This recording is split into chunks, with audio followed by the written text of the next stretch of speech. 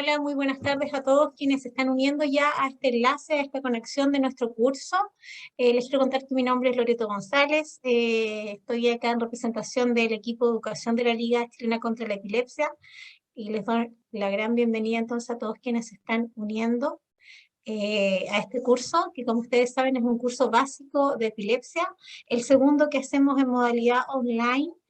Para becados y médicos no especialistas vamos a estar 4 semanas transmitiendo las distintas clases. Ustedes ya pudieron tener la oportunidad de ver el programa, de saber también y conocer que van a estar dirigiendo este curso el doctor Tomás Mesa, neuropediatra, y el doctor Jorge Fester, neuropediatra también, ambos directores de la Liga Chilena contra la Epilepsia.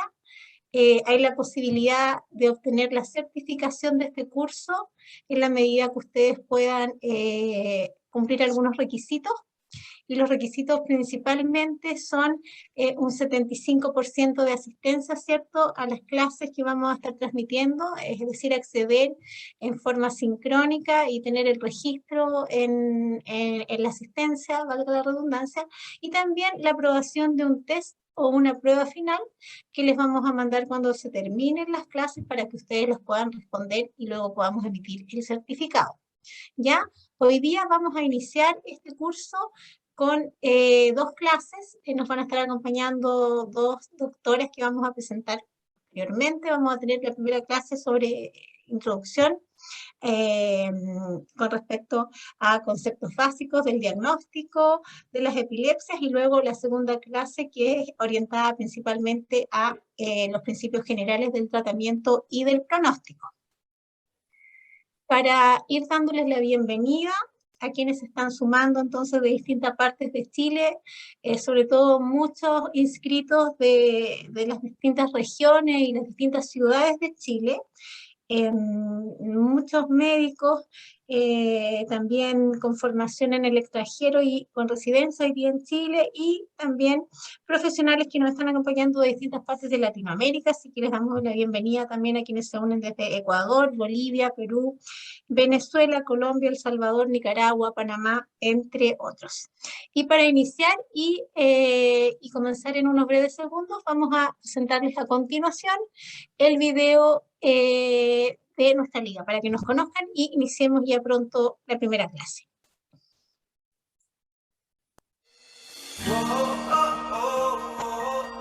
Si de servicios a la comunidad se trata, en la Liga Chilena contra la Epilepsia tenemos una historia de más de 65 años que habla por nosotros. Nuestras voluntarias iniciaron la labor entregando medicamentos a pacientes con epilepsia en los pasillos del Instituto de Neurocirugía, y hoy ya tenemos 16 sedes a lo largo de todo Chile, transformándonos en la institución especialista en epilepsia más importante de América Latina. En la Liga nunca nos olvidamos de lo más importante: las personas, nuestros pacientes y sus familias. Para ellos tenemos una atención médica especializada, laboratorios para exámenes y tratamiento terapéutico con apoyo económico si lo necesitas. Pero nuestra labor no para ahí, ya que educamos sobre epilepsia a equipos médicos, estudiantes y comunidad en general. No lo olvides, nuestras farmacias a lo largo de Chile tienen una amplia gama de medicamentos abiertas a todo público, y al preferirnos y comprar tus medicamentos en la Liga, estás ayudando a financiar el tratamiento de una persona con epilepsia. Somos la Liga Chilena contra la Epilepsia. Conoce nuestra labor y el servicio de venta online de medicamentos en www.ligaepilepsia.cl.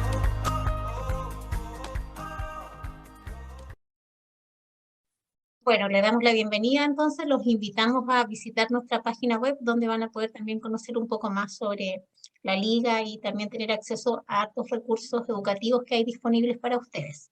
Y para comenzar, voy a presentar a continuación al doctor Jorge Fester, uno de los directores de este curso, quien nos va a dar unas breves palabras de bienvenida para que iniciemos ya el curso, la 10ª versión de este curso. Hola, buenas tardes. Le doy la más cordial bienvenida a todos los que se van a sumar a esta instancia educativa en epilepsia. Quiero recordar que la Liga Chilena contra la Epilepsia es una institución privada sin fines de lucro que vela por la calidad de vida de las personas con epilepsia, sus cuidadores, sus familiares, ¿ya? A través de una serie de intervenciones manejando aspectos psicosociales, todo lo que es educación, y también a través de tratamientos médicos y a través de un equipo multidisciplinario que trata a las personas con epilepsia más allá de sus crisis epilépticas. O sea, hay que recordar que la epilepsia es una condición crónica, una enfermedad crónica que están interactuando siempre factores biológicos propios de la enfermedad y de su tratamiento y factores del ambiente, psicosociales. Y es una enfermedad crónica estigmatizante. Y la lucha contra el estigma requiere que todo el equipo de salud, ¿ya?, tenga una sólida formación para que pueda actuar en beneficio de estas personas. Las quejas frecuentes que escuchamos de nuestros pacientes, yo trabajo también en el sistema público de salud aquí en Santiago, es que los médicos no somos capaces de escucharlos, ¿ya?, que nos preocupamos solamente de si tuvieron crisis epilépticas o no tuvieron crisis epilépticas. Aquí en este curso vamos a demostrar que hay que ir más allá de las crisis y que en general nuestros conocimientos son dispares. Hay bastante desigualdad en la información que le entregamos. Esperamos que este curso dirigido a médicos en formación y a médicos no especialistas contribuya a combatir el estigma que acompaña esta enfermedad. Así que bienvenidos y los invito a presenciar la primera clase. Gracias, doctor. Yo les cuento por acá que el doctor nos va a estar acompañando un poquito más adelante en esta primera semana, porque va a estar moderando nuestra mesa redonda. Por lo mismo, los invito a hacer sus preguntas a través del panel de preguntas que aparece acá en la plataforma y agradecemos a todos quienes nos están saludando ahí por el chat, pero canalizar las preguntas ojalá en el panel de preguntas para que puedan ser respondidas posteriormente en nuestra mesa redonda. Y para finalizar y dar ya la primera presentación, decirles que este material va a estar disponible también para ser revisado en forma asincrónica en nuestro canal de YouTube a partir de mañana.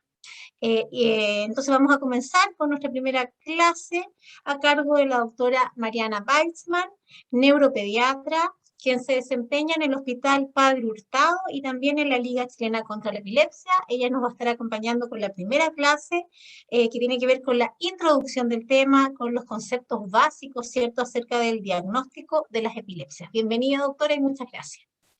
Hola, muchas gracias por la invitación. ¿Me confirman si se ve mi presentación ya? De acuerdo.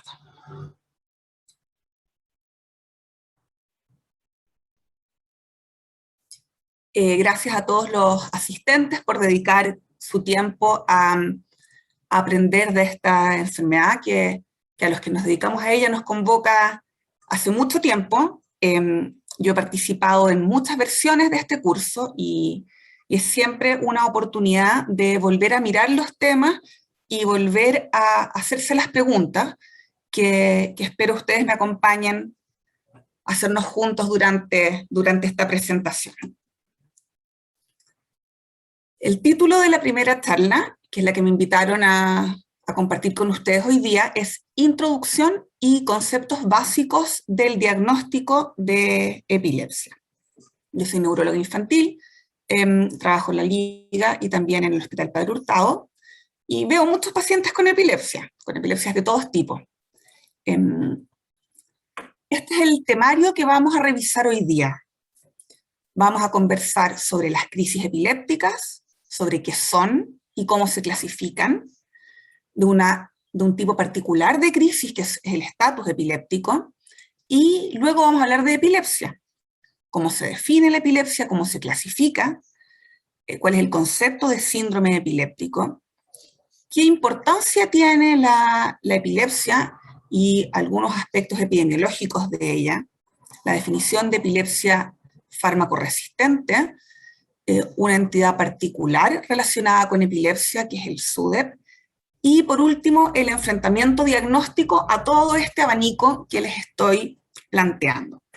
Y vamos a ir moviéndonos de un tema a otro, pero al final de la charla los vamos a ver cubierto todos. Para comenzar, la definición clásica de epilepsia, que probablemente muchos de ustedes recuerdan de su época de estudiantes de medicina, guarda relación con la manifestación de crisis epilépticas. Podríamos decir que la epilepsia es aquella enfermedad que se manifiesta por crisis. ¿Qué tipo de crisis? Epilépticas.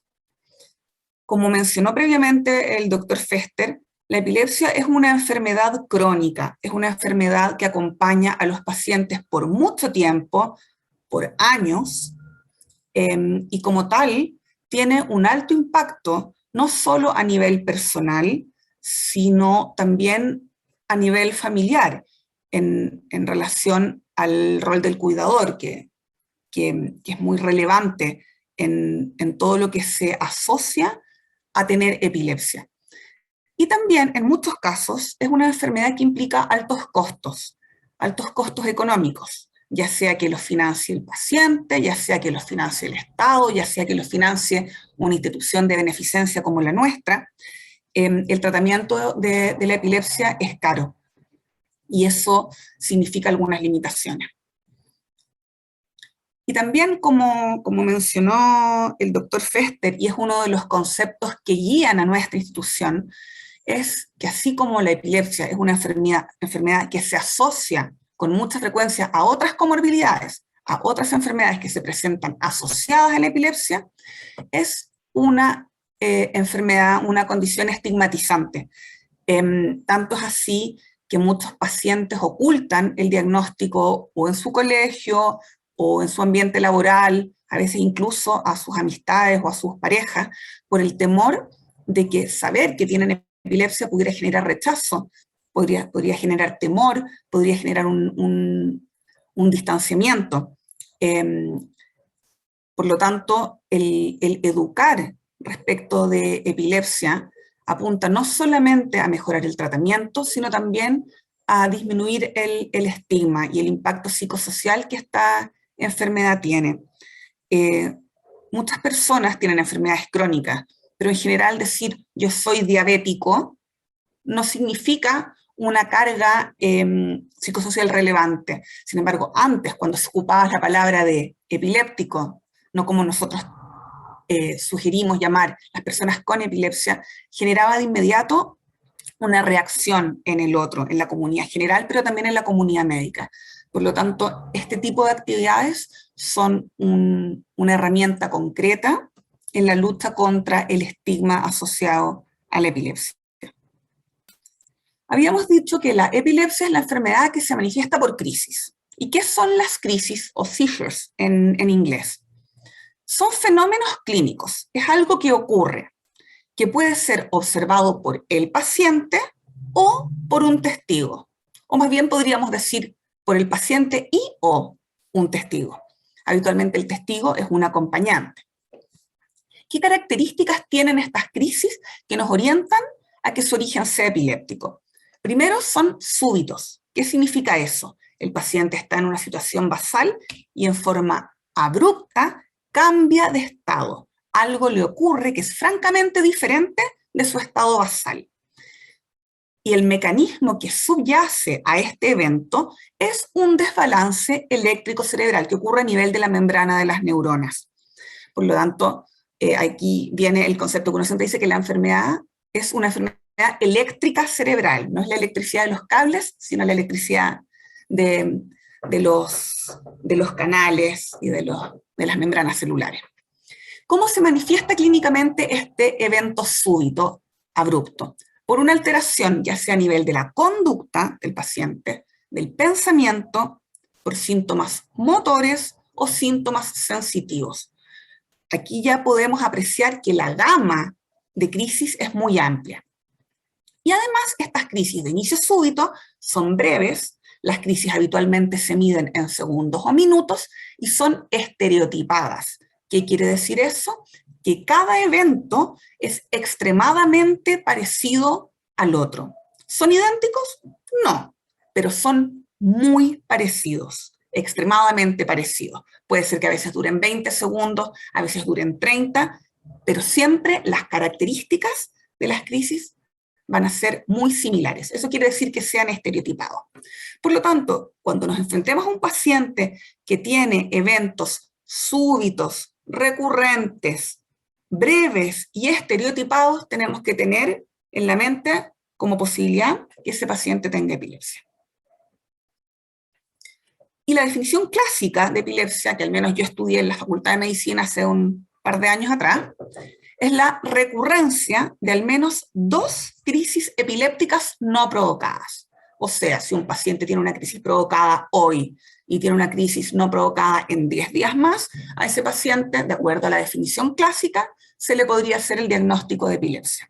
Sin embargo, en los últimos años se introdujo una modificación, o más bien una ampliación de esta definición, en la cual se podría hacer el diagnóstico de epilepsia frente a una única crisis cuando se dan circunstancias especiales, que vamos a comentar más adelante, o cuando se esté frente a un síndrome epiléptico conocido, incluso si ese paciente no ha tenido crisis clínicas. Entonces, en primer lugar tenemos la definición clásica, pero recordar que fue ampliada hace ya 7 años atrás. Y acá les traigo el texto de la definición que amplía el concepto de epilepsia, que fue publicado el año 2014. Aprovecho a mencionarles que esto es publicado por la ILAE, que es la Liga Internacional contra la Epilepsia, y que define, vamos a revisar brevemente, esta enfermedad crónica como la recurrencia de al menos 2 crisis no provocadas, pero acá se agrega la posibilidad de que las crisis sean reflejas. ¿Qué quiere decir eso? Provocadas por un estímulo específico, como podría ser una crisis provocada por un estímulo luminoso repetitivo, que ocurren con más de 24 horas de separación. Cuando las crisis ocurren con menos de 24 horas de separación, se cuentan como una sola crisis. En segundo lugar, uno podría diagnosticar epilepsia cuando el paciente ha tenido una única crisis, ya sea no provocada o refleja, pero tiene una alta probabilidad de seguir teniendo crisis espontáneas. Eso podría ser, por ejemplo, por el resultado del electro o de las neuroimágenes, como vamos a ver más adelante. Y frente a el diagnóstico de un síndrome epiléptico o síndrome de epilepsia preciso, que, como vimos, está en el temario y lo vamos a revisar más adelante. Además, se considera que un paciente tiene una epilepsia resuelta, o sea, que ya no tiene epilepsia, sino que tuvo epilepsia en pasado, cuando tiene un síndrome epiléptico que es dependiente de la edad y el paciente ya pasó la edad típica de ese síndrome, o cuando un paciente que ha tenido epilepsia lleva más de 10 años sin crisis y además al menos 5 años sin fármacos antiepilépticos, sin medicamentos. Entonces, aquí tenemos en una diapositiva resumidas las definiciones centrales respecto de la epilepsia. ¿Qué tan frecuente es esto? ¿Cuál es la magnitud del problema? Cuando uno busca datos epidemiológicos, por supuesto que encuentra bastante variabilidad, pero me gustó este número que actualizó el de 50 millones que yo tenía hasta la última versión de este curso, y lo encontré en la página de la Sociedad Americana de Epilepsia, que se estima actualmente con la población mundial que aproximadamente 65 millones de personas viven con epilepsia a lo largo del mundo. Quise presentarles datos más locales y de acuerdo a una publicación reciente en la zona de América y el Caribe, se estima una prevalencia a lo largo de la vida de 14 por 1000 habitantes. O sea, a lo largo de la vida, de cada 1000 habitantes, 14 van a tener epilepsia. Y de epilepsia activa, definida como pacientes que están con tratamiento o que siguen presentando crisis, 9 por 1000. O sea, podemos redondearlo en más o menos ese dato como el 1,5%. Y la incidencia son los casos nuevos al año, aproximadamente 1,1 por cada 1000 habitantes. De acuerdo a los datos del Ministerio de Salud chileno, habría aproximadamente 225.000 personas con epilepsia. Y esta publicación que les menciono acá, que fue del año 2021, tiene un gráfico que quise compartir con ustedes, que muestra la prevalencia de epilepsia en los distintos países de América. Y a mí me llamó mucho la atención cuando vi este dato, porque a más intenso el color, se relaciona con una prevalencia más alta. Y me llamó la atención cuando vi que Chile aparecía con un color tan intenso. Qué curioso que Chile tenga más epilepsia que los países de alrededor. Y si se fijan en el detalle, acá está Chile, y esta columna corresponde al número de estudios utilizados para sacar el dato que se está presentando. No hice el trabajo de revisar la fuente de los otros países, solamente lo miré para Chile, y con cierto estupor comprobé que ese dato que está publicado el año 2021, la fuente de referencia es una publicación del año 92, o sea, ayúdenme con las matemáticas, creo que son 30 años atrás. Por lo tanto, en resumen, no sabemos exactamente cuál es la prevalencia de epilepsia hoy en Chile, porque supongo que todos concordarán conmigo que estos datos están un poquito obsoletos, aun cuando hayan sido publicados el año 2021. Esto es una invitación a mirar debajo del agua y leer críticamente la literatura. Si bien no sabemos exactamente cuántos pacientes hay, sí sabemos que la epilepsia, si bien es una enfermedad que puede comenzar, o sea que el paciente puede tener su primera crisis a lo largo de toda la vida, se concentra en los extremos. O sea, es más probable comenzar con una epilepsia en la infancia o en la etapa de ser adulto mayor. Es menos probable comenzar con epilepsia en la juventud o en la adultez. ¿Qué es lo que cambia en estos grupos? Uno ya lo intuye, probablemente las causas. Y con esto introduzco el siguiente tema. Nosotros hablamos de epilepsia, pero hay colegas que postulan, y yo tiendo a estar de acuerdo con ellos, que uno no debería hablar de epilepsia, sino de epilepsias en plural. ¿Por qué? Porque existen muchas epilepsias con causas muy diversas, y no solo causas diversas, sino con pronósticos diversos. Por lo tanto, cuando yo digo que un paciente tiene epilepsia y no le pongo apellido a esa epilepsia, solamente digo eso, estoy dando bastante poca información. Solo estoy diciendo que tiene una predisposición a tener crisis epilépticas, nada más. Y por eso uno hace el esfuerzo por ponerle apellido, por completar el diagnóstico. Cuando un paciente se presenta en la consulta médica, en la urgencia, no llega habitualmente diciendo que tuvo una crisis epiléptica, sino que al paciente le pasó algo, ¿cierto? Es lo que yo llamo el evento sospechoso. Y cuando el paciente consulta por el evento sospechoso, comienza nuestro trabajo de investigadores. Y las opciones son básicamente estas tres. El paciente tuvo efectivamente una crisis epiléptica no provocada, y si esta respuesta es así, este paciente está comenzando con una epilepsia, o por otro lado, este paciente tuvo una crisis epiléptica, pero fue provocada, no fue espontánea, como podría ser, por ejemplo, en el caso de un paciente diabético que se administró mal su dosis de insulina y tuvo una hipoglicemia. Pero también podría ocurrir que el paciente no hubiera tenido una crisis epiléptica, sino que hubiera tenido otro evento. Por lo tanto, tenemos que ser capaces de diferenciar las peras de las manzanas. Si hacemos tutti frutti, como decimos en Chile, o ensalada de fruta, es poco probable que lleguemos a un diagnóstico preciso y, por lo tanto, a plantear el tratamiento adecuado. ¿Con qué herramientas contamos para diferenciar las peras de las manzanas? La verdad es que son las herramientas clásicas de la medicina, acá no vamos a decir nada nuevo, y vamos a partir, como siempre deberíamos partir cuando las circunstancias clínicas del paciente lo permitan, con la anamnesis. Caracterizar el evento, preguntar de la forma lo más precisa posible qué fue lo que ocurrió. ¿Y a quién le vamos a preguntar? Ojalá, en la medida de lo posible, al paciente, siempre que el paciente tenga una edad suficiente como para contar, que el paciente no tenga una discapacidad importante que afecte su capacidad de comunicación o análisis, y nuevamente que las condiciones clínicas del paciente lo permitan, que el paciente esté estable, ¿cierto? Entonces vamos a preguntar las características del evento al paciente y ojalá siempre al acompañante. Y acá yo pongo una mamá, no porque tenga un sesgo de género particularmente, sino porque en general son las mamás las que acompañan a los niños al médico, y habitualmente son ellas las que cuentan la historia.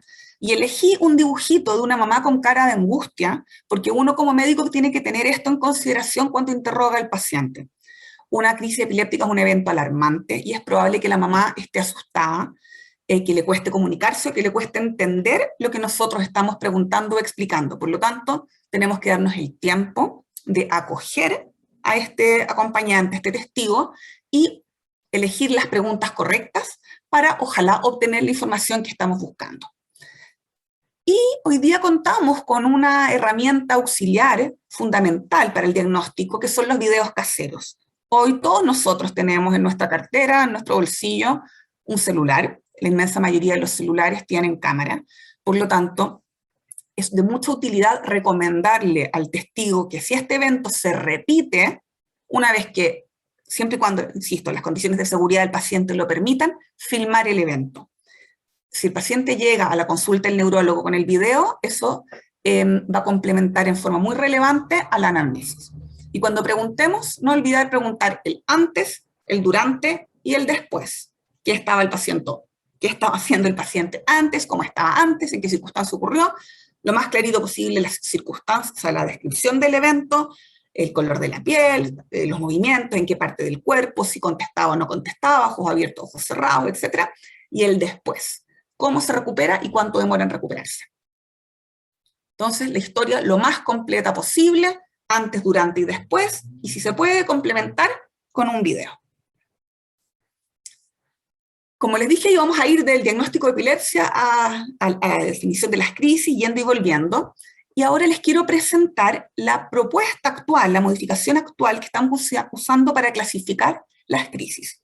Y de esta diapositiva, lo que más me importa que quede claro es que las crisis se clasifican clínicamente de acuerdo a cómo comienzan, no a cómo terminan. Es muy frecuente que haya un testigo del final de la crisis, no es tan frecuente que haya un testigo del comienzo de la crisis. Muchas veces los pacientes son encontrados con una crisis que ya está en curso. Pero la clasificación parte del comienzo. Entonces las crisis se clasifican en las crisis de inicio focal, las crisis de inicio generalizado y, por supuesto, aquellas en las cuales no sabemos cómo comienzan. Hay crisis focales con compromiso de conciencia y sin compromiso de conciencia, y hay crisis focales que inician con componente motor y hay crisis que inician con componente no motor. Y además las crisis pueden evolucionar a una crisis con compromiso bilateral tónico-clónico. Esto es lo que antes llamábamos una crisis secundariamente generalizada. Por otra parte, las crisis generalizadas pueden tener un componente motor, ya sea tónico, clónico o otro componente motor, o pueden tener componente no motor, donde están las crisis de ausencia. Vamos a volver a esto en unos instantes. ¿De qué depende la manifestación clínica de la crisis? ¿De qué depende lo que le va a ocurrir al paciente durante la crisis? Básicamente de dónde se origina la crisis, de dónde está localizado el foco epiléptico y si difunde o no a otras áreas cerebrales. Y así tenemos, por ejemplo, que una crisis occipital, por ejemplo, se va a manifestar con síntomas visuales, en cambio una crisis del área motora se va a manifestar con movimientos rítmicos. Y antes decíamos una imagen vale más que 1000 palabras, pero ahora podríamos decir que un video vale más que 1000 imágenes. Acá quiero que se fijen en este paciente que presenta movimientos rítmicos repetitivos en una hemicara. Por lo tanto, uno ya puede suponer que el foco epiléptico está localizado en la área motora del hemisferio cerebral contralateral. Y acá no se asusten con esta diapositiva que yo la encuentro un poco intimidante, pero es la versión expandida de la que les había presentado hace un momento, donde se desarrollan mejor los distintos tipos de crisis. Lo que les quería mostrar acá es que en las crisis de inicio generalizado tenemos las tónico-clónicas, que son las clásicas convulsiones, y tenemos las que son predominantemente tónicas o mioclónicas, que las sacudidas son más breves, combinaciones de las anteriores. Y las crisis de ausencia, que son los episodios de desconexión, que también pueden tener características diferenciadoras, como vemos acá, con mioclonías del párpado o asociadas a mioclonía. Y este video es muy antiguo, pero nunca he encontrado uno que represente mejor Quiero que pongan atención a esta mujer que está tranquilamente en la mañana y de repente presenta una sacudida, otra, y aquí pasó de unas sacudidas mioclónicas a tener una crisis con compromiso tónico-clónico bilateral. Esa es la fase tónica, con extensión bilateral bastante simétrica. Y por último quiero mostrarles este video, donde tenemos un niño que está haciendo sus tareas tranquilamente en la casa, y en forma súbita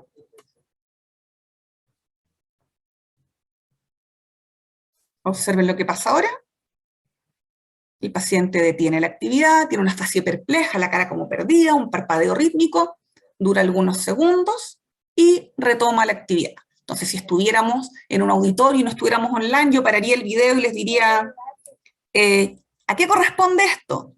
Y todos ustedes probablemente a viva voz dirían, a una crisis de, no los escucho, pero me imagino que están diciendo una crisis de ausencia, ¿cierto? Entonces, tener en la mente estos videos cuando les toque enfrentar a un paciente, a un testigo que les relata eventos epilépticos. Entonces, ¿cómo vamos a analizar el caso? Primero nos vamos a responder si se trata o no se trata de crisis, ¿cierto? Pera o manzana. Luego, si el evento fue espontáneo o fue provocado. Si tenemos que son crisis y no provocadas, probablemente estamos frente a epilepsia. Vamos a considerar qué edad tiene el paciente, qué antecedentes mórbidos tiene. No es lo mismo un paciente que tuvo, por ejemplo, una encefalopatía hipóxico-isquémica al nacer, o que tuvo un TEC grave hace un año, que un paciente sin antecedentes mórbidos relevantes. ¿Qué otras manifestaciones tiene? ¿Qué más le pasa a este paciente? ¿Qué comorbilidad tiene? El resultado de los exámenes que vamos a pedir y probablemente, si hemos hecho un trabajo acucioso, vamos a ser capaces de hacer un diagnóstico específico, ponerle apellido a esta epilepsia. Les había dicho en el temario que íbamos a revisar el concepto de estatus epiléptico, probablemente todos lo recuerdan, pero un estatus epiléptico es una crisis muy larga, ¿cierto? Y clásicamente se ha definido como una crisis que dura más de 30 minutos.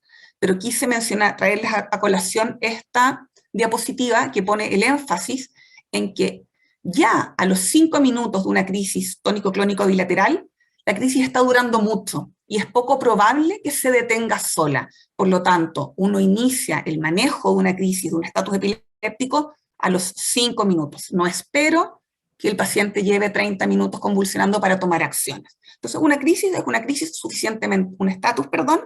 crisis suficientemente larga como para generar riesgo de consecuencias permanentes. Brevemente, ¿cómo se clasifican las epilepsias? Bueno, con una combinación de factores. Hay que considerar la edad del comienzo de las crisis, el tipo de crisis, como realizamos previamente, y los exámenes de laboratorio. Cuando hablamos de exámenes de laboratorio, acá básicamente hablamos de electroencefalograma e imágenes, resonancia. Y siempre considerar factores genéticos, ya sea por historia, por antecedentes familiares, o eventualmente cuando el paciente tiene características físicas que evocan un síndrome, o los estudios genéticos que les voy a presentar más adelante, apoyan un diagnóstico. Y esta diapositiva resume prácticamente todo lo que hemos conversado hasta ahora. Nuevamente, esta la tomé prestada de la ILAE. Entonces, vamos a analizar el tipo de crisis, vamos a analizar el tipo de epilepsia y determinaremos si es focal o generalizada, o eventualmente combina elementos focales y generalizados, y eventualmente vamos a hacer el diagnóstico de un síndrome epiléptico. Vamos a considerar las distintas etiologías o causas, donde tenemos epilepsias de causa estructural, epilepsias genéticas, epilepsias de causa infecciosa, metabólica, inmune, y como siempre, aquellas en las cuales no sabemos, y no olvidar que todo esto está cruzado por la comorbilidad, por los trastornos asociados a la epilepsia, que como habíamos mencionado en una de las diapositivas iniciales, es muy frecuente. Entonces, ¿qué es un síndrome epiléptico? Que se los he mencionado ya tantas veces.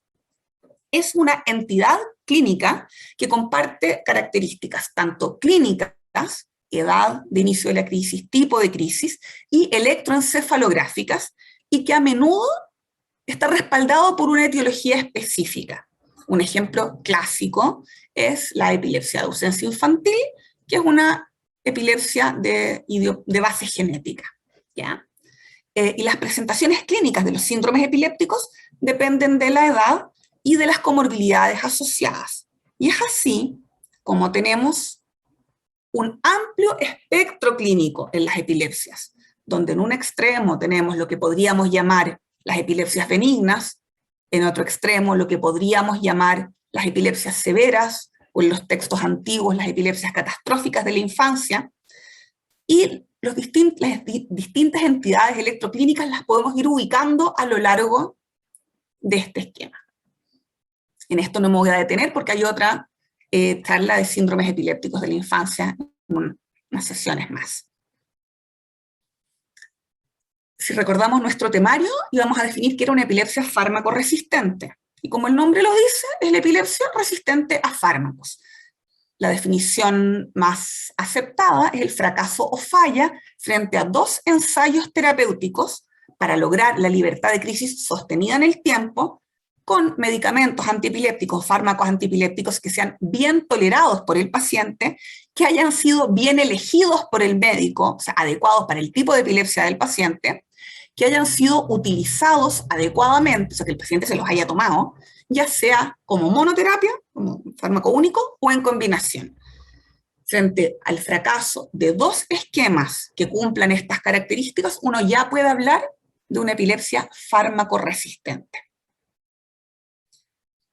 Y la otra entidad que me parece relevante que todos conozcamos, todos los que trabajamos con pacientes con epilepsia conozcamos, es el SUDEP, que es la sigla para la expresión en inglés de muerte súbita en epilepsia.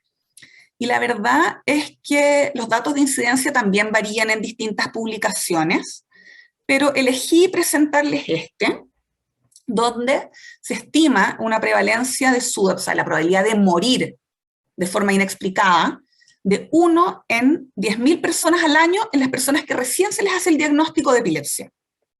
Pero esto aumenta a 1 a 2 en 1.000 en personas con epilepsia que llevan muchos años de enfermedad, y aumenta más aún en los pacientes con epilepsia fármaco resistente.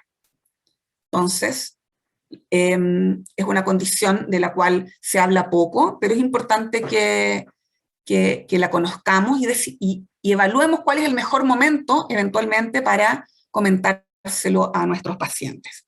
Los factores de riesgo, también las distintas publicaciones varían, pero lo que más se repite es la persistencia de crisis tónico-clónicas generalizadas, sobre todo si son nocturnas.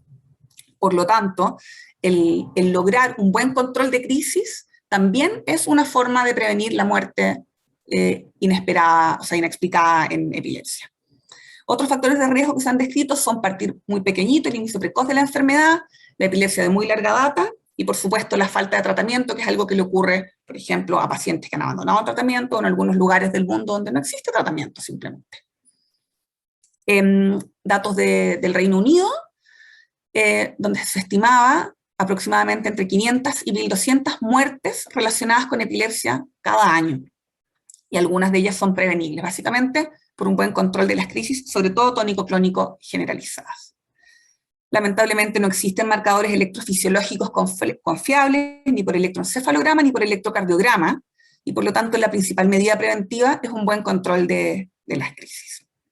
Y si volvemos a nuestro temario, lo hemos revisado prácticamente todo, y muy brevemente vamos a terminar de redondear el enfrentamiento diagnóstico que comenzó con una historia, que continuó con examinar a nuestro paciente, y le vamos a pedir algunos exámenes. ¿Para qué sirven? Ayudan a precisar el tipo de epilepsia, a clasificar el tipo de epilepsia. Por ejemplo, aquí les traje una muestra de un electroencefalograma de un paciente con una clásica epilepsia infantil, epilepsia rolándica, epilepsia benigna, con espigas centrotemporales, y acá les traje una resonancia de un paciente con una esclerosis temporal mesial, que es una de las principales epilepsias susceptibles de resolución quirúrgica en el adulto principalmente. ¿Para qué sirve el electro en el enfrentamiento de los pacientes con epilepsia? En la etapa de diagnóstico confirma la actividad cerebral anormal, que estamos viendo acá, da información sobre el tipo de epilepsia, nos ayuda a describir el síndrome, y a localizar el foco. Esto es muy importante, por ejemplo, en epilepsias que son susceptibles de intervención quirúrgica. Y durante el tratamiento nos ayuda a evaluar la respuesta. Hay algunas epilepsias en que el electroencefalograma mejora o se limpia durante el tratamiento, otras no. Y también es útil cuando uno está evaluando la posibilidad de suspender el tratamiento. Recordar sí que un electroencefalograma normal no descarta el diagnóstico de epilepsia, porque ya sabemos que la epilepsia es la recurrencia de crisis epilépticas no provocadas. Y por otro lado, un electroencefalograma anormal no hace el diagnóstico de epilepsia en ausencia de síntomas. Las neuroimágenes en epilepsia se refieren principalmente a la resonancia nuclear magnética. Es el método de elección. Permite identificar distintos tipos de lesiones. Aquí tenemos una alteración en el patrón de los surcos, acá tenemos un túber en un paciente con esclerosis tuberosa y acá un paciente con una displasia cortical. El método de elección permite diagnosticar las lesiones y fundamental en el estudio prequirúrgico de los pacientes. Entonces, con el electroencefalograma y las imágenes, en muchos casos vamos a ser capaces de diagnosticar la etiología de la epilepsia de nuestro paciente. ¿Y de qué depende que encontremos la causa? ¿Cierto? ¿De qué depende que seamos capaces de responder esta pregunta? Principalmente de que pensemos harto y estudiemos harto. Esto es trabajo para los médicos, ¿cierto? Y que nos estemos actualizando, porque esto es una historia en desarrollo. Y también depende de los recursos económicos, porque las nuevas tecnologías de estudios son caras. A lo largo de los años van bajando los precios, pero cuando recién llegan son muy caras.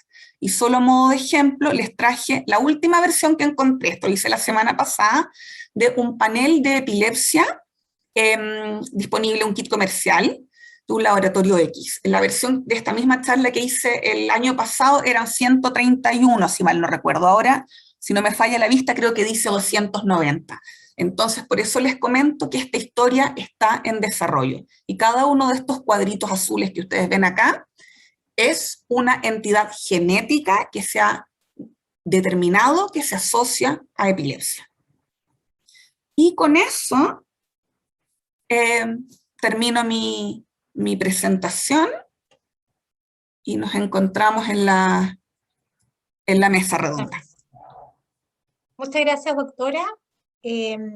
Vamos a continuar ya con la segunda clase y quiero contestar algunas preguntas ahí en el chat. Estas clases van a estar disponibles a partir de mañana para que puedan revisarlas, los que llegaron tarde, los que las quieran visualizar nuevamente en nuestro canal de YouTube. Tienen que buscar el canal de YouTube de la Liga Chilena contra la Epilepsia y a partir de mañana ya van a estar disponibles para que las puedan compartir. La otra información es con respecto a la asistencia. El requisito de asistencia del curso es de que se complete un 75% de asistencia a las distintas clases, ¿cierto? Y al ingresar al enlace se asocia la inscripción que ustedes hicieron, por lo tanto no es necesario un registro adicional hoy día, no es necesario que nos pongan ahí el registro en el chat. Y si hay cualquier duda con respecto a esto o quieren verificar su asistencia, pueden escribir al mail cursos@liche.cl y yo les puedo verificar y les voy contestando uno a uno. Y para continuar, quiero presentar a nuestra segunda expositora del día de hoy, la doctora María Pilar Vicuña.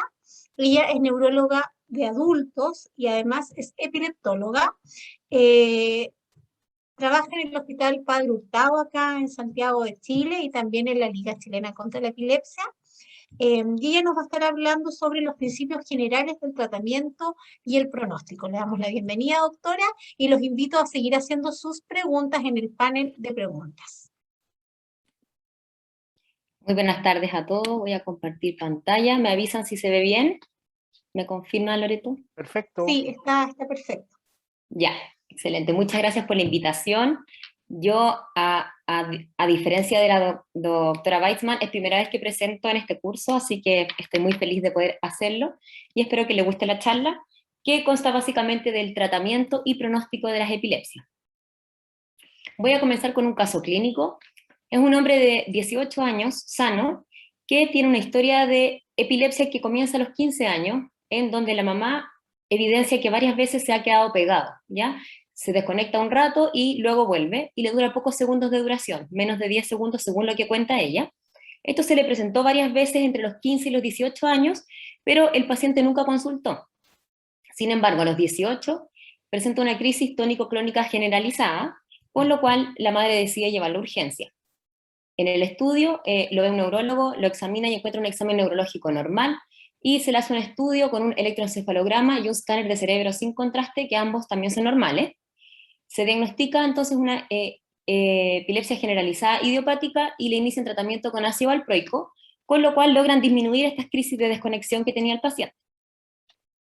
Sin embargo, presenta una nueva crisis tónico-clónica generalizada, por lo cual en la consulta se aumenta el ácido valproico hasta llegar a valores de 1500 miligramos al día. Vuelve a consultar, ya que ha seguido presentando desconexiones y crisis tónico-clónica generalizada, sin embargo, con menor frecuencia que desde los 15 a los 18 años. Se le toman niveles plasmáticos de ácido valproico, los cuales están en rango normal en 85. Entonces, ¿qué hacemos en este caso? Tenemos un paciente con un diagnóstico ya de epilepsia por dos tipos de crisis distintos, que está en tratamiento con ácido valproico y que ha respondido solamente de forma parcial. Entonces nos hacemos un par de preguntas. ¿Debemos tratar la epilepsia o decir que ya no nos funcionó el tratamiento y dejamos que tenga un par de crisis y que viva su vida lo mejor posible? Y en caso que decidamos tratarlo, ¿cómo continuamos el tratamiento entonces?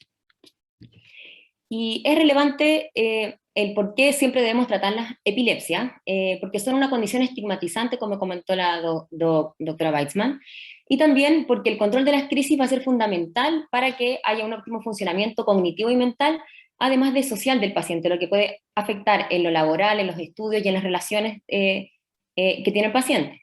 Además, los pacientes con epilepsia poseen un aumento en la mortalidad más alta que la población general, es 2 a 4 veces mayor, y esta se da por múltiples causas, incluyendo la muerte súbita.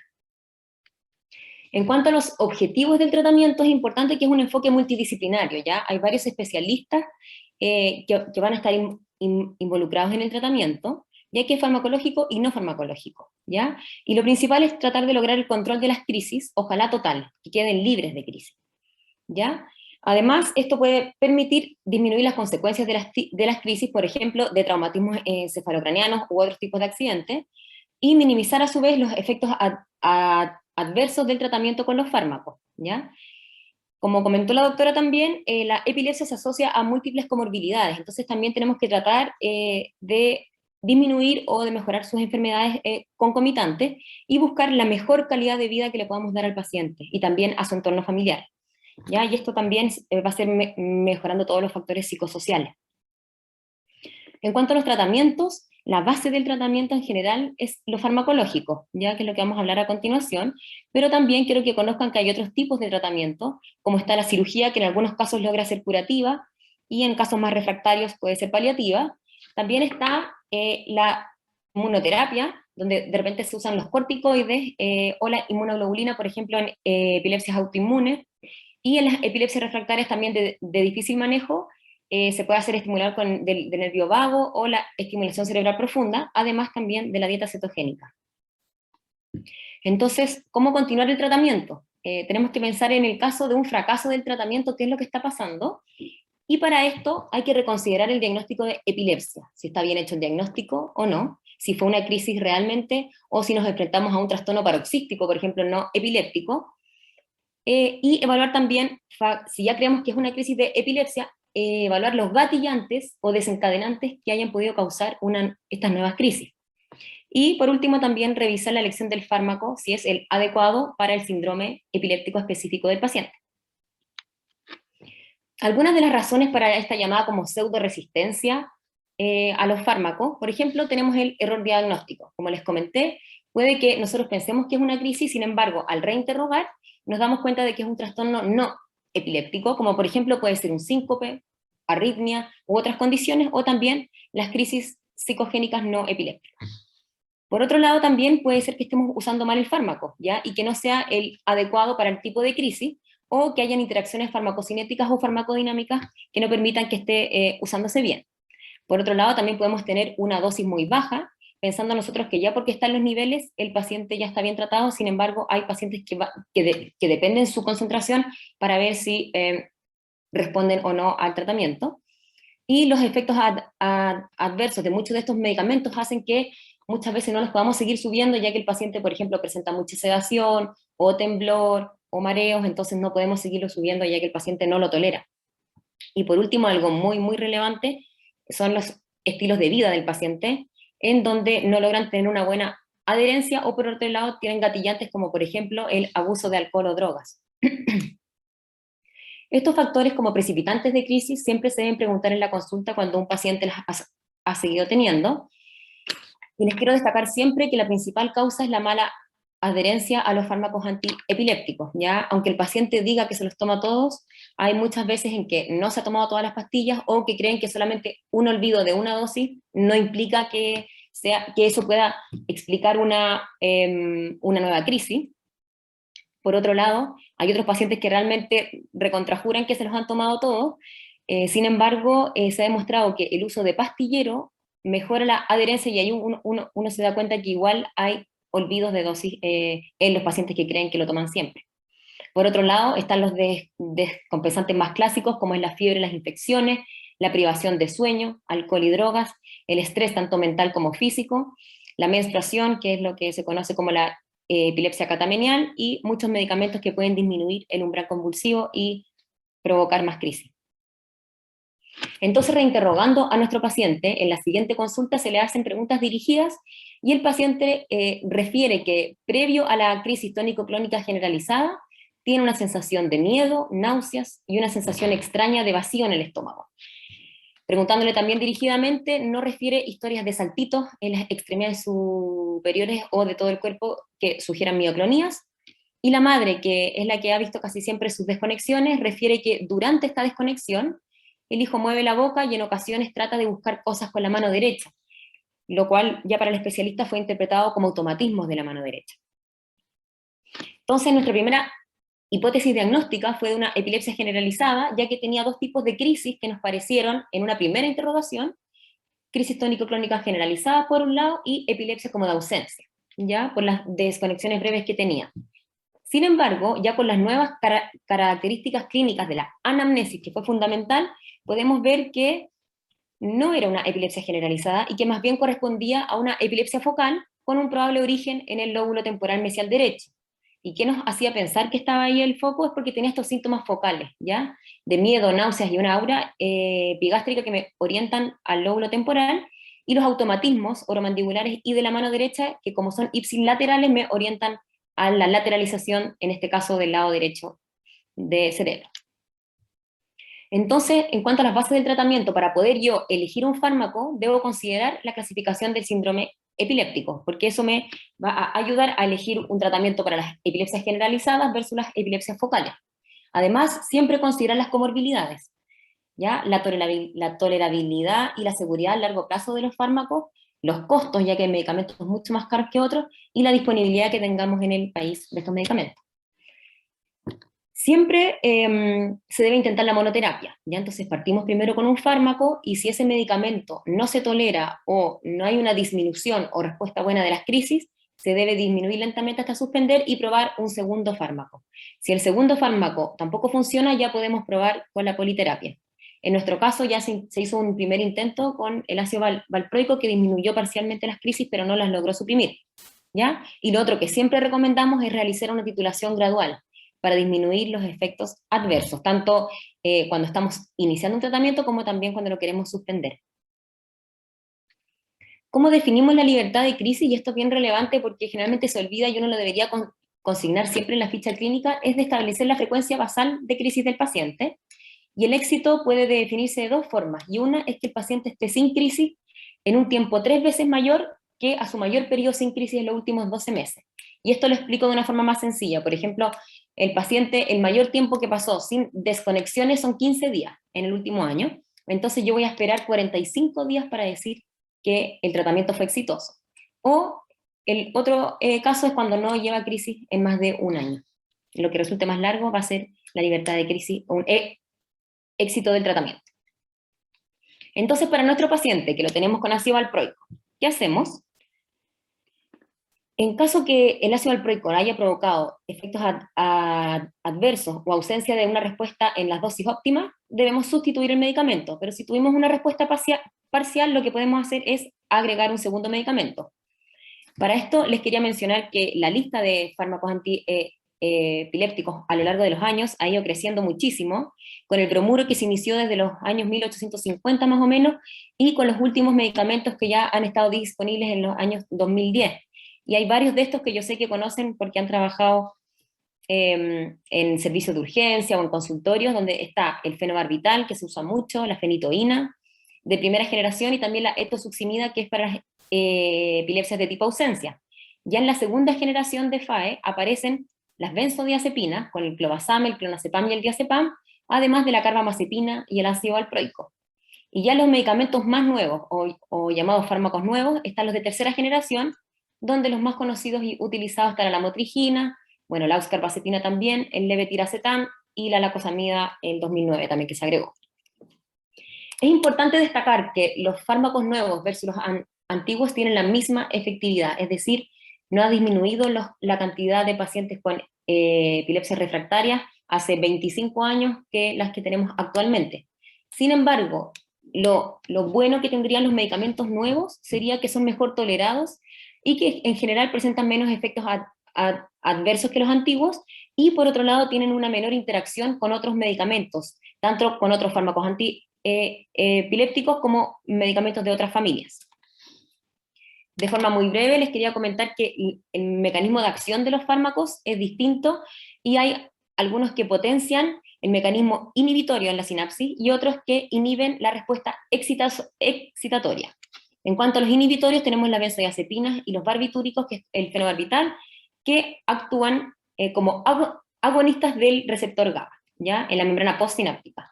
En cambio, tenemos los otros que son que producen una disminución de la excitabilidad neuronal, donde tenemos muchos de ellos bloqueando los canales de sodio voltaje dependiente, donde está la fenitoína, carbamazepina, oxcarbazepina, la lamotrigina y la lacosamida. También está el levetiracetam, que se une a la vesícula SB2A, y también tenemos el ácido valproico, que tiene múltiples mecanismos de acción, tanto potenciando GABA o disminuyendo los canales de anti-NMDA, además de los bloqueadores de canal de calcio.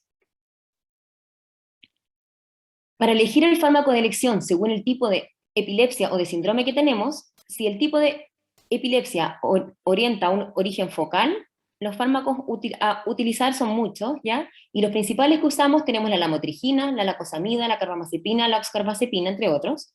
En cuanto a las generalizadas, los tratamientos de elección tenemos el ácido valproico y el levetiracetam, y también hay otros, y destacar de nuevo la etosuximida, que es muy útil para la epilepsia tipo ausencia. De estos fármacos son de amplio espectro el ácido valproico y el levetiracetam, que sirven tanto, si se fijan en la tabla, para las focales como las generalizadas, y las benzodiazepinas también, que generalmente se usan como tratamiento coadyuvante. Es importante cuando uno va a utilizar estos fármacos conocer los efectos adversos de ellos, porque uno debe saber que los pacientes probablemente los presenten y hay que mencionárselos, ¿ya? Tenemos efectos que son dosis dependientes, que producen neurotoxicidad, y por otro lado tenemos los efectos idiosincráticos, ¿ya? Que no dependen de la dosis y no sabemos a quién le van a ocurrir. En cuanto a los de dosis dependientes, son bastante comunes y tenemos mareos, temblor, inestabilidad y descoordinación, visión borrosa, somnolencia o sedación, y trastornos de memoria o trastornos cognitivos. En cuanto a los idiosincráticos, estos generalmente son más graves, tenemos cambios hematológicos, como por ejemplo una trombocitopenia causada por ácido valproico, está la hepatitis, que puede ser hasta fulminante, o una pancreatitis aguda, reacciones de hipersensibilidad y reacciones alérgicas severas, como el síndrome de Stevens-Johnson y la necrolisis epidérmica tóxica, que son cuadros muy graves donde se debe suspender de inmediato el tratamiento y acudir a la urgencia. A largo plazo los medicamentos también tienen problemas. Se ha visto que, bueno, tienen muchas cosas, pero dentro de ellas quería mencionarles el déficit de vitaminas, como la vitamina D, la vitamina K y el ácido fólico. Varios de estos medicamentos producen osteopenia y osteoporosis, un aumento en el apetito y el peso, tosquedad de los rasgos faciales, y puede producir un aumento del vello, sobre todo en la cara, y la hiperplasia gingival. A modo de ejemplo, en la foto de la izquierda arriba vemos la hiperplasia gingival, que se produce por la fenitoína. Abajo tenemos la osteoporosis, que se produce por los inductores de metabolismo hepático, como son la carbamazepina sobre todo y la fenitoína, además también el ácido valproico, y al lado derecho tenemos una niña con síndrome de Stevens-Johnson, donde se ve esta reacción alérgica muy severa, donde el paciente hasta tiene riesgo de muerte. No olvidan nunca en las mujeres en edad fértil los riesgos de malformaciones congénitas, ya que esto también va a determinar cuál es el fármaco que voy a utilizar, conociendo que el ácido valproico es el más teratogénico de todos, en un promedio de un 10%, sin embargo, en dosis alta, sabemos que este riesgo puede llegar hasta un 24%, ¿ya? Y los fármacos de elección en estos casos, los que tienen una menor prevalencia de malformaciones congénitas, serían la lamotrigina y el levetiracetam.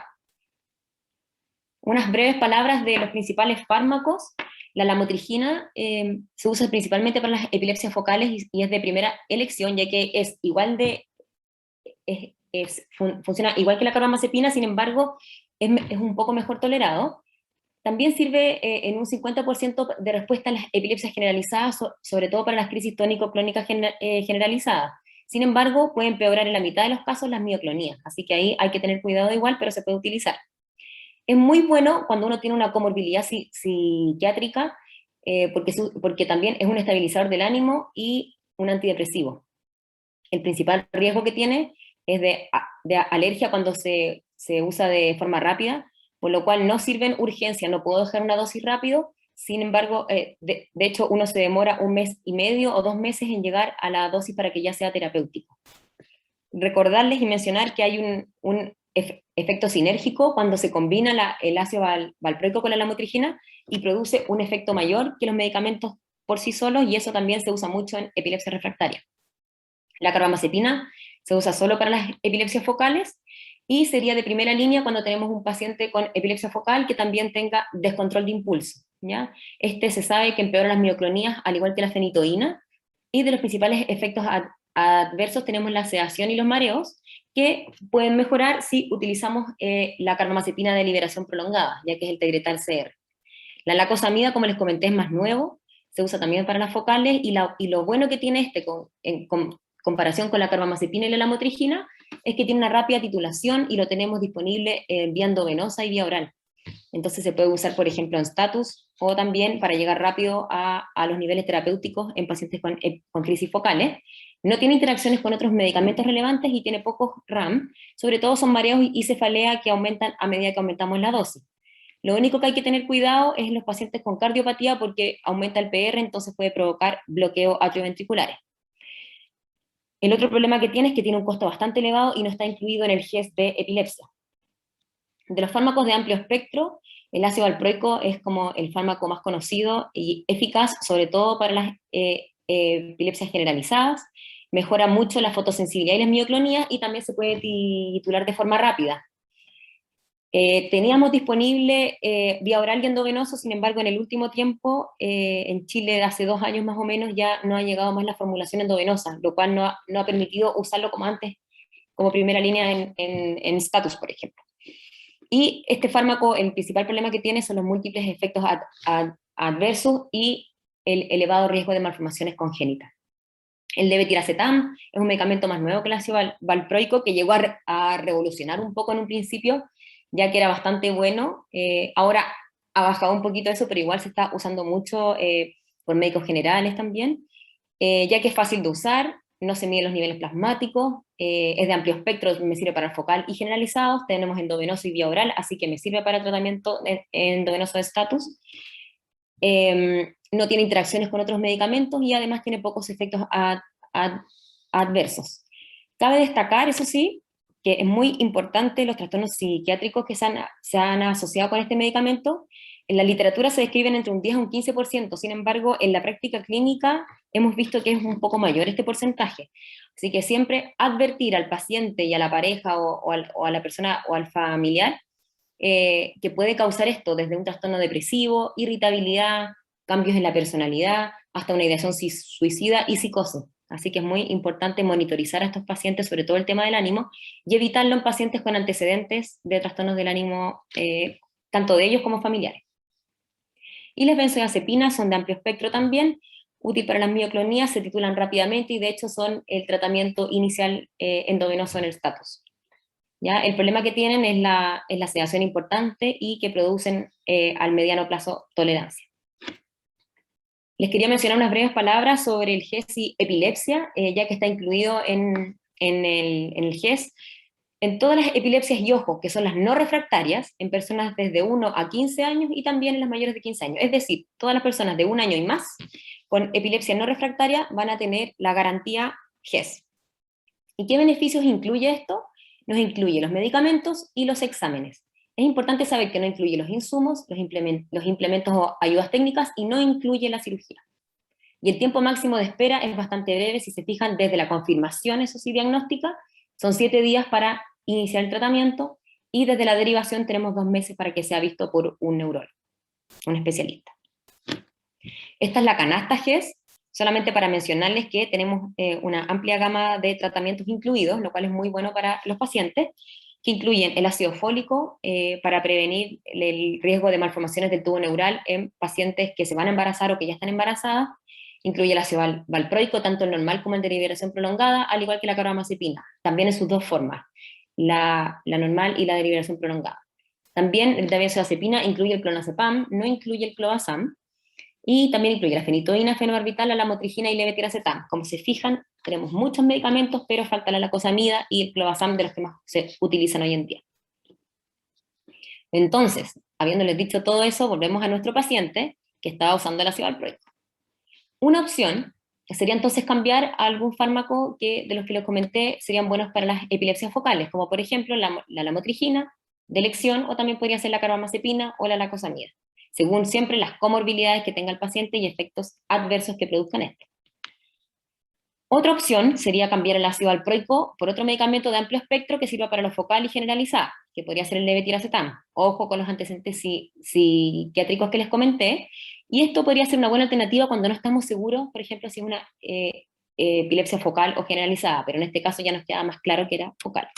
Y la tercera alternativa sería dejar el ácido valproico, ya que igual hubo una respuesta y disminuyeron las crisis desde que se usó ese medicamento, y se podría agregar algún medicamento para las crisis focales o también de amplio espectro como el levetiracetam.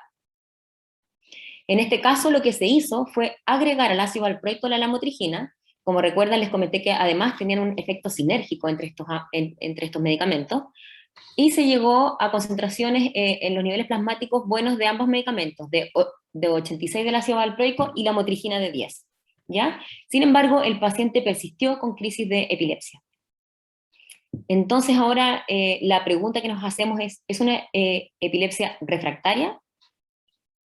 Y para esto les quería comentar esta definición, que la epilepsia refractaria se define como un fracaso en lograr un adecuado control de crisis después de haber utilizado en forma apropiada 2 fármacos. Es decir, podría ser un primer fármaco en monoterapia y un segundo fármaco en monoterapia. Si esos 2 fármacos ya no funcionan, ya estaríamos hablando de una epilepsia refractaria o fármaco resistente, que es lo mismo. Por otro lado, en nuestro caso, que teníamos un fármaco primero utilizado y se le agregó otro fármaco, también pasaría a ser una epilepsia refractaria. Cabe destacar que esto se usa en estos 2 fármacos que tienen que ser bien indicados, buenas dosis, buena presentación, ¿ya? Y sin problemas significativos de tolerancia.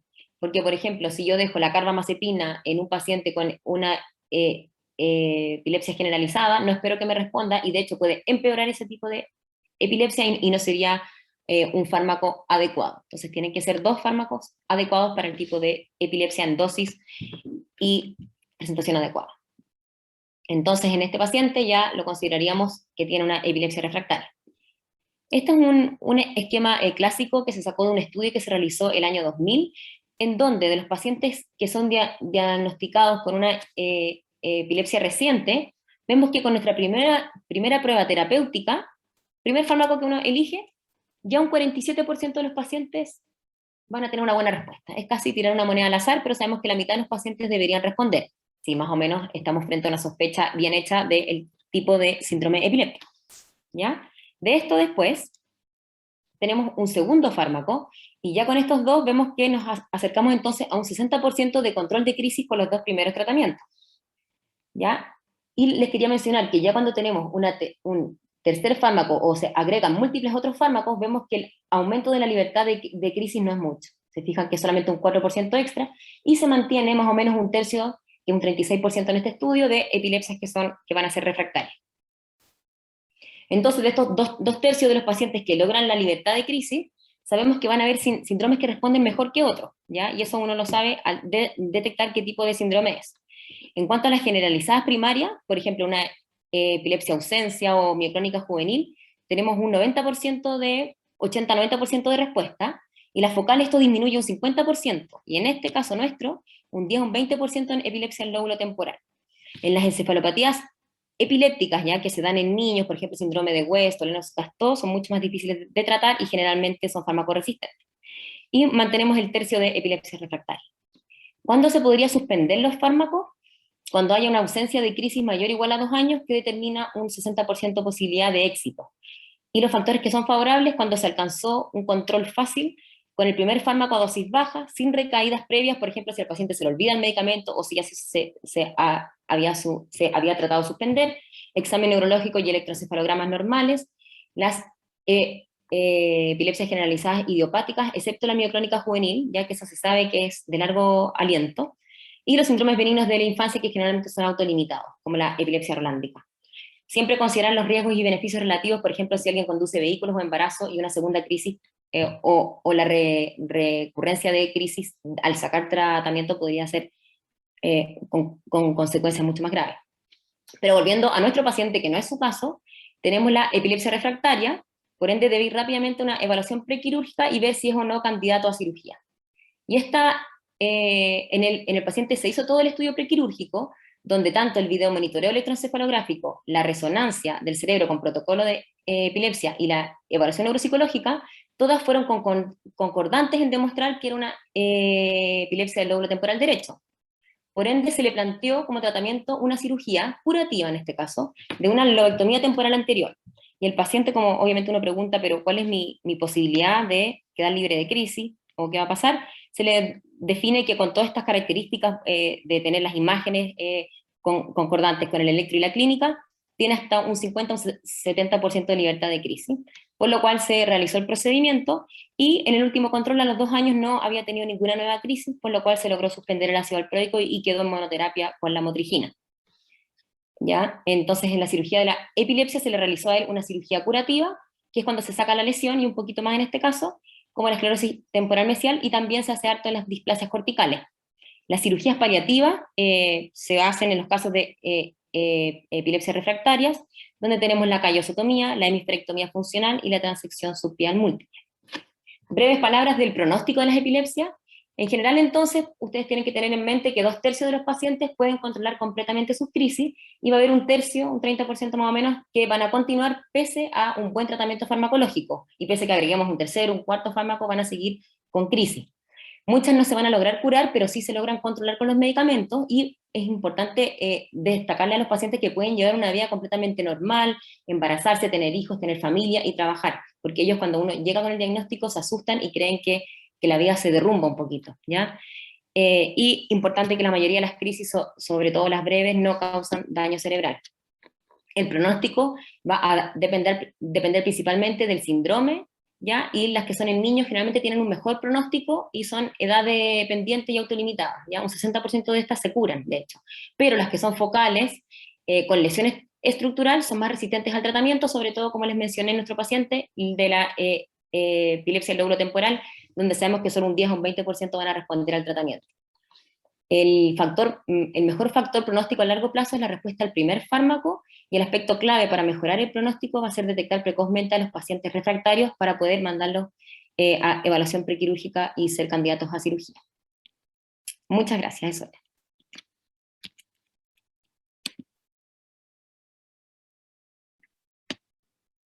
Voy a sacar el micrófono. Gracias, doctora, por su presentación.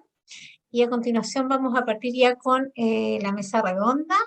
Les vuelvo a dar la información con respecto a que este material, estas clases van a estar disponibles, pero desde mañana en nuestro canal de YouTube, y que la asistencia no necesita un registro adicional, solamente al ingresar el enlace ya queda registrada la asistencia de ustedes, ¿ya? A continuación voy a dejar con usted al doctor Jorge Förster, que va a estar moderando este espacio de preguntas que ya han llegado bastantes ahí al panel de preguntas. Bueno, quiero agradecerle a las dos doctoras por sus excelentes exposiciones. Es un tema bastante complejo, no es fácil de digerirlo. La primera vez que uno escucha muchos de estos aspectos que han comentado, y ustedes se dieron cuenta de que hay complejidad en el diagnóstico y hay bastante complejidad también en el tratamiento. Así que parece que hay que ser bastante experto en muchos momentos. Por ejemplo, vamos a partir preguntándole a la doctora Pilar Vicuña, ¿quién debería iniciar el tratamiento? ¿Ya? Cambiemos la pregunta. Primero, preguntarle a la doctora Weissman, ¿quién debe hacer el diagnóstico? ¿Ya? Debe hacerlo un médico general, debe ser un diagnóstico especialista. Mariana, a ver qué te parece a ti. Voy a partir diciendo las cosas que siempre responde uno. Depende, ¿cierto? Todo depende de dónde esté uno. Porque si el médico general que está en la isla de Pascua tiene que evaluar un paciente, probablemente va a tener que tomar él la decisión y hacer el diagnóstico él. Pero en un país como Chile, donde tenemos neurólogos infantiles distribuidos a lo largo del territorio y donde tenemos un programa ministerial, un programa GES que incluye el rol de especialista, yo creo que el diagnóstico debiera ser hecho por el especialista en la mayor parte de los casos, sabiendo que hay excepciones en las cuales eso no va a ser posible. La sospecha diagnóstica la debiera poder plantear el médico general, el pediatra o el especialista de otra área. Pero en mi opinión, el diagnóstico debiera ser hecho por un especialista. La pregunta entonces para la doctora Vicuña, ¿quién debería iniciar el tratamiento? Entonces, la doctora Weissman nos comentó que si no hay otro recurso puede iniciarlo un médico no especialista, pero ¿cuál es la postura habitual? Yo tengo una postura similar a la doctora Weissman, en que básicamente si el diagnóstico va a ser hecho por el especialista o neurólogo, no necesariamente que se dedique a epilepsia, va a depender básicamente de las competencias que tenga el médico y cuán seguro se siente, porque uno no puede hacer, por ejemplo, una prueba terapéutica si creemos que tiene o no una crisis, ¿ya? Y eso se da mucho, en que no están tan seguros porque no hay un buen interrogatorio o anamnesis o están en el servicio de urgencia. Si el cuadro clínico es característico de una epilepsia tipo ausencia o mioclónica juvenil, donde sabemos que no necesitamos exámenes o más imágenes, podría iniciarse un tratamiento porque no sabemos, cuando uno está en APS, por ejemplo, a mí me pasaba que no sabía cuánto tiempo más pasaba hasta que lo viera el neurólogo. Entonces, si están con crisis tónico-clónicas generalizadas, esperar al diagnóstico, y si uno está con una bastante claro en el diagnóstico, podría hacerse este diagnóstico y iniciar un tratamiento. Sin embargo, si sabemos que va a ser rápida una respuesta, yo también preferiría siempre que lo partiera un neurólogo, o neuropediatra, obviamente, según la edad. Porque hemos visto casos, de hecho, nos llegan bastante seguidos a la liga también, que están en tratamientos con medicamentos que son parafocales y efectivamente eran generalizados y viceversa. Pero si no está la alternativa, siempre es mejor tratar de darles una accesibilidad rápida. Que el diagnóstico de epilepsia es uno que es estigmatizante y que uno le pone un rótulo altamente negativo. Y es un diagnóstico en muchos casos muy experto, ¿no? De modo que es súper complejo decirle iniciar un tratamiento de epilepsia para algo cosa que no es epilepsia. Por ejemplo, en mi experiencia en urgencia infantil, yo también soy neuropediatra, ¿ya? En algún momento hicimos un estudio que la mitad de los casos que en el servicio de urgencia consultaban por sospecha de epilepsia y convulsiones tenían otra cosa, no eran ni epilepsia ni convulsiones. De modo que eso hace que el diagnóstico en muchos casos no sea tan fácil, ¿no? Ahora, por ejemplo, dentro de las preguntas de este panel, se relata una persona que se apretó un dedo en una puerta, ¿no es cierto?, que tuvo probablemente una pérdida de conciencia y minutos después una crisis convulsiva tónico-clónica generalizada. ¿Por qué, doctora Weissman, no nos cuenta de estos diagnósticos diferenciales de esto que llamamos síncope convulsivo? Ok. Bueno, yo comparto con el doctor Fester en que no siempre es fácil hacer el diagnóstico. Cuando las cosas son obvias, uno siempre dice el diagnóstico lo puede hacer el portero, ¿cierto? Pero frente al paciente real existen dudas y hay una condición que se llama síncope convulsivo, que en el fondo es un paciente que presenta un síncope, que puede ser un síncope vasovagal, un síncope situacional, perdón, pero que si el síncope se prolonga mucho, se prolonga más allá de 50 segundos, un minuto, el paciente al final del síncope puede presentar sacudidas clónicas e incluso eventualmente podría llegar a convulsionar. Por eso es tan importante lo que yo les decía de preguntar el antes, el durante y el después, porque ahí lo clave en el diagnóstico es un gatillante clásico de síncope, y la descripción de que el paciente primero pierde tono y conciencia, y luego, después de haber perdido tono y conciencia, presenta aumento de tono y clonías. Por supuesto que esto es mucho más fácil decirlo en una charla que obtener el dato realmente en el servicio de urgencia cuando llega el paciente acompañado por la compañera de trabajo, por ejemplo, que le tocó ser testigo. Y ahí vuelvo a citarme a mí misma, la diapositiva donde tenía la monita, la mamá angustiada, porque efectivamente a veces la historia que uno toma en el servicio de urgencia está muy teñida por la emoción. Entonces, si el diagnóstico no es claro, mejor volver a interrogar en una situación de más calma. Y siempre es mejor demorarse en hacer el diagnóstico que hacer un diagnóstico impreciso. Cuando yo estoy enfrentada a esta situación con las mamás de mis pacientes y con los pacientes, les digo que esto es un pololeo que en el mejor de los casos va a durar 2 años y que yo al menos no pololeo con cualquiera. Por lo tanto, antes de embarcarnos en eso, tenemos que estar bien seguros de que queremos tener una relación. Porque los errores diagnósticos, sobre todo por anamnesis inadecuada o por sacar conclusiones rápido. Por ejemplo, un paciente que le pasa lo que comentó el doctor, que tuvo una pérdida de conciencia y que después convulsionó, y que tiene un antecedente familiar de epilepsia, entonces uno dice, entonces 2 más 2 son 4, el paciente tiene epilepsia, y más encima le diagnostico una mioclónica juvenil y lo trato para toda la vida. Yo creo que hay que detenerse. Aquí siempre la calma es un buen consejero, y mientras se precisa mejor el diagnóstico, uno puede dar recomendaciones generales como mantener horarios adecuados de sueño, evitar situaciones en las cuales tener una crisis sea de un riesgo más alto, pero creo que hay que tomarse el tiempo necesario para que el diagnóstico sea lo más preciso posible. Sí, bueno, totalmente de acuerdo. Ahora hay una serie de preguntas también para la doctora Vicuña con respecto a, por ejemplo, una pregunta interesante que cuando usted escoge combinar 2 medicamentos más que forzar dosis de un solo medicamento, ¿hasta cuándo uno mantiene la monoterapia? ¿No es cierto? ¿Cuándo decide agregar un segundo fármaco? ¿O ¿de qué depende? ¿De qué cosa toma uno en cuenta? Cuando usamos una primera monoterapia, la idea es llegar a las dosis máximas toleradas sin que le genere muchos efectos adversos al paciente, y una vez que ya estemos en niveles en rango, vamos a tomar una decisión ahí, pero no, por ejemplo, empezar un medicamento, estamos a la mitad y no respondió y ya nos retiramos, porque finalmente van quedando como en el tintero que no sirvieron, pero la verdad es que hay que tratar como de estrujarlo lo más posible el medicamento según la tolerancia del paciente. Por otro lado, si está con efectos adversos, ya con dosis bajas, muy mareado, somnolencia, que no se le pasan, también es otra de las causas por la cual debemos rápidamente sacarlo y probar con otro. Entonces va a depender de la respuesta que tenga el paciente, tanto a nivel de la respuesta de las crisis como de los efectos adversos.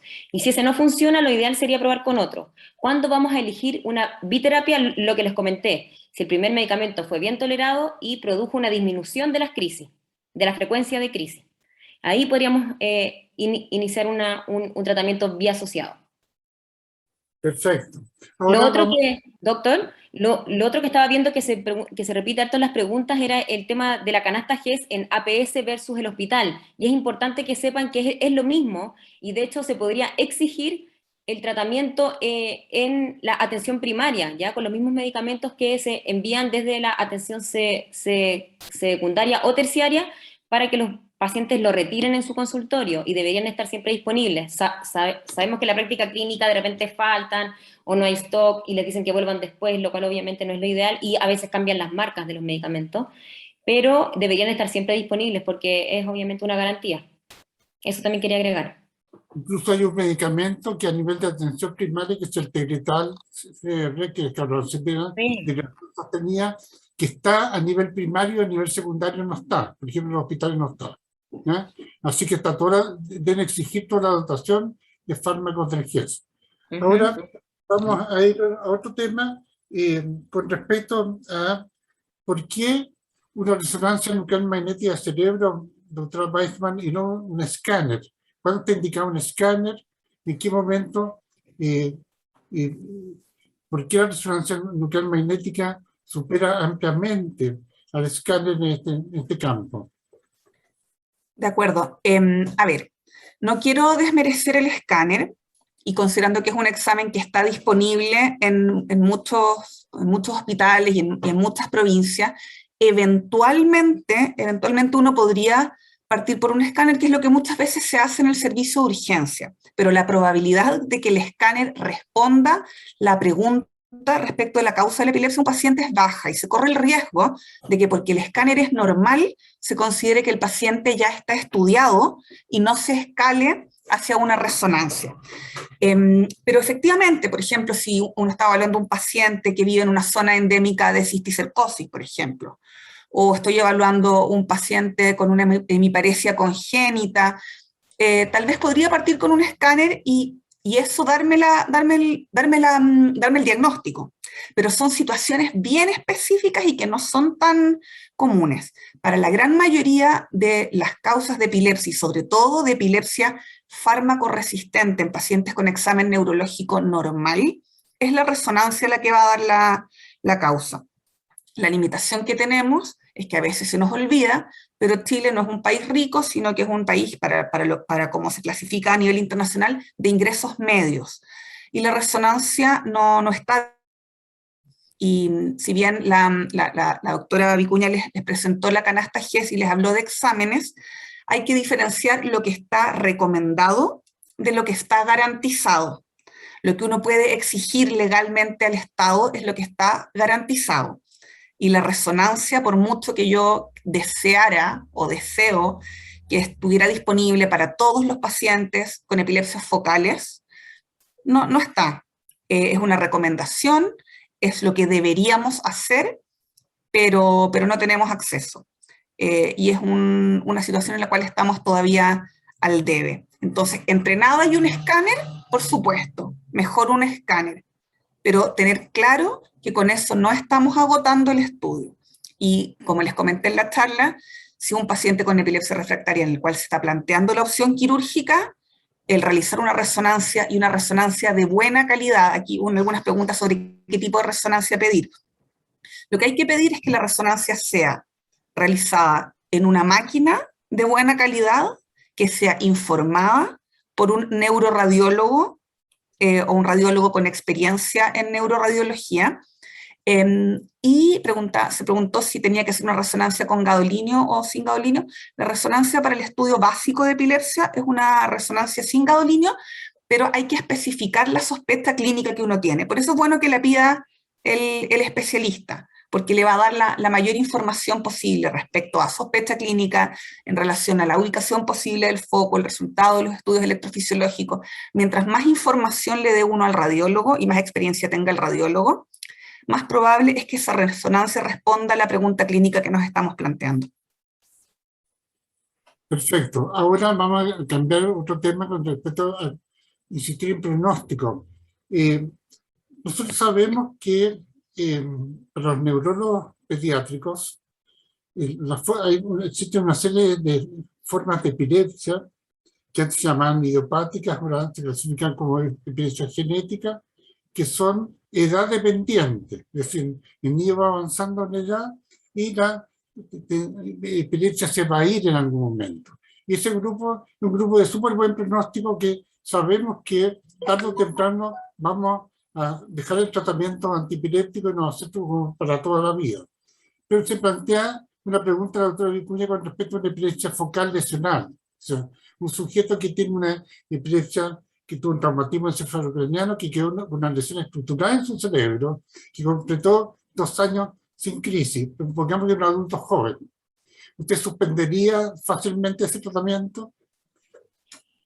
Bueno, como les comentamos ahí, cuando uno ya tiene una lesión estructural, tenemos un porcentaje de probabilidad de una nueva crisis mayor a un 60%, ¿ya? Al igual que si el electroencefalograma no sale alterado. Entonces, si en la imagen ya tenemos una lesión estructural, no se recomienda suspender el tratamiento, al igual que si el electroencefalograma sigue saliendo alterado. Así que la respuesta es no se suspende de forma fácil, de ninguna forma.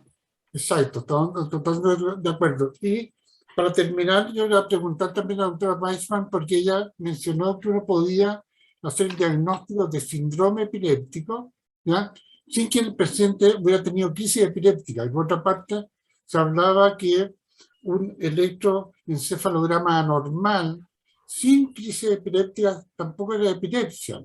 Entonces, y hay una pregunta con respecto a si un niño que tuvo una crisis epiléptica de una epilepsia fotosensible, que es un estímulo luminoso intermitente que se ganó la crisis, ¿ya? ¿Eso es epilepsia, no es epilepsia? La doctora Weissman, quiero que nos precise eso. De acuerdo. Como les comenté durante la charla, clásicamente la definición era recurrencia de 2 crisis no provocadas. La definición actual incluyó las crisis reflejas. Si un paciente tuvo crisis en el estímulo fótico, por ejemplo, del electroencefalograma, o viendo Pokémon, como que fue un caso muy famoso, no me acuerdo si fue en la década del 90, algo así, ese paciente sin tratamiento tiene riesgo de volver a tener crisis. Por lo tanto, cumple la definición de epilepsia y ese paciente debiera ser tratado. Yo no le puedo decir a ese paciente que ande con cuidado por la vida de no enfrentarse a un tubo fluorescente en malas condiciones y que empiece a parpadear y que el paciente convulsione, ¿cierto? Entonces, siempre aquí hay que poner en la balanza los riesgos y los beneficios. Y con respecto a la primera pregunta que me hizo fue... Con respecto a síndrome epiléptico que puede clasificarse sin haber tenido crisis epiléptica. De acuerdo. Bueno, y por último, lo que les decía es que esta nueva definición acoge ciertas circunstancias clínicas que antes quedaban un poco en el aire. Efectivamente, hay algunas circunstancias inhabituales en las cuales un paciente puede no haber presentado crisis clínicas evidentes, y sí tener una enfermedad que requiere un tratamiento. Y por eso me cuidé cuando hice la diapositiva y puse que un electroencefalograma anormal no hace el diagnóstico de epilepsia en ausencia de síntomas clínicos. Y no le puse crisis justamente por eso. Porque, por ejemplo, existe una situación en la cual un paciente puede presentar una regresión del desarrollo. ¿Qué quiere decir eso? Un niño que presenta pérdida de habilidades adquiridas ya, clásicamente en el lenguaje, pero también puede ser en habilidades sociales y mucho menos frecuente en habilidades motoras. Y que cuando uno hace el estudio de esta condición de regresión del desarrollo, uno encuentra un patrón electroencefalográfico muy anormal, muy severo, que se ve en el sueño, que se llama un estatus eléctrico del sueño lento. Insisto, es una condición infrecuente, pero que puede ser devastadora para un paciente. Y uno hace el diagnóstico de epilepsia y encefalopatía epiléptica, o sea que la epilepsia es tan severa que genera un deterioro en el paciente, aun cuando no se hayan objetivado crisis. Y en esos casos el tratamiento es bastante más agresivo que en los pacientes que debutan con una crisis como las que les presenté yo en la diapositiva de clasificación. No sé si con eso le respondo la pregunta, doctor. Queda muy claro. Bueno, yo quiero agradecer a la doctora Vicuña y a la doctora Weissman por su participación hoy día. Hay una serie de preguntas que quedaron sin responder. De todos modos, no se olviden que hay varias clases, van a haber clases semanales, en el curso de ellas se van a ir respondiendo algunas. Por ejemplo, hay una pregunta con respecto al pastillero, que nuestra enfermera, Catherine Moreno, cuando hable de este tema, va a tocar el tema del pastillero. Y dejo con usted a Loreto González para que cierre esta reunión. Gracias, doctor. Y yo solamente quiero despedir este curso agradeciendo a todos quienes se conectaron esta tarde. Tuvimos un súper buen rating acá en Chile y en Latinoamérica, así que los invitamos a seguir participando de este curso. Agradecer también a nuestras dos expositoras del día de hoy por su generosidad y al compartir todos sus conocimientos, su experiencia. Así que contarles a ustedes que desde mañana, como les decía, esto va a estar disponible en nuestro canal de YouTube y que durante la semana les enviaremos nuevamente el enlace para que se conecten la próxima semana a las 19 horas, hora de Santiago de Chile, y continuemos con este curso y los temas que vienen ya por delante. Gracias y saludos a todos los que se están despidiendo ahí por el chat y agradeciendo estas dos maravillosas charlas del día de hoy. Que estén muy bien y nos vemos la próxima semana. Muchas gracias. Muchas gracias a todos.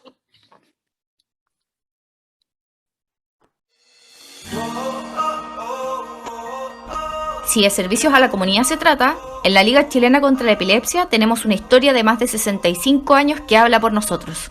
Nuestras voluntarias iniciaron la labor entregando medicamentos a pacientes con epilepsia en los pasillos del Instituto de Neurocirugía y hoy ya tenemos 16 sedes a lo largo de todo Chile, transformándonos en la institución especialista en epilepsia más importante de América Latina. En la Liga nunca nos olvidamos de lo más importante, las personas, nuestros pacientes y sus familias. Para ellos tenemos una atención médica especializada, laboratorios para exámenes y tratamiento terapéutico con apoyo económico si lo necesitas. Pero nuestra labor no para ahí, ya que educamos sobre epilepsia a equipos médicos, estudiantes y comunidad en general.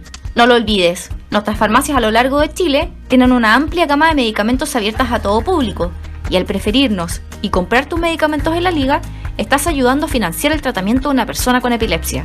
Somos la Liga Chilena contra la Epilepsia. Conoce nuestra labor y el servicio de venta online de medicamentos en www.ligaepilepsia.cl.